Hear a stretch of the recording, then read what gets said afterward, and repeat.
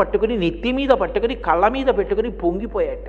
ఆమె ఎందుకు కామాక్షి కామదాయిని అవుతుంది అంటే ఆమె యందు సరస్వతీ శక్తి, లక్ష్మీ శక్తి, ఆమె యందే పార్వతీ శక్తి, మూడు శక్తులు కలిగి ఉన్నటువంటి మూలపుటమ్మ. కాబట్టి ఆవిడ ఏదైనా ఇవ్వగలదు. ఆ కామాక్షి కామదాయిని, కోరిన కోరికలు తీరుస్తుంది.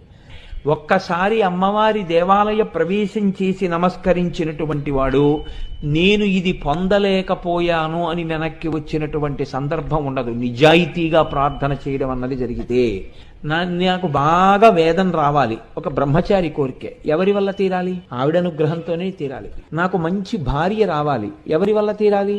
ఆవిడ వల్లే తీరాలి. నాకు మంచి సంతానం కలగాలి, ఎవరి వల్ల తీరాలి? ఆవిడ వల్లే తీరాలి. నాకు వైరాగ్యం కావాలి, ఎవరి వల్ల రావాలి? ఆవిడ వల్లే రావాలి. జ్ఞానము కావాలి, ఎవరి వల్ల రావాలి? ఆవిడ వల్లే రావాలి.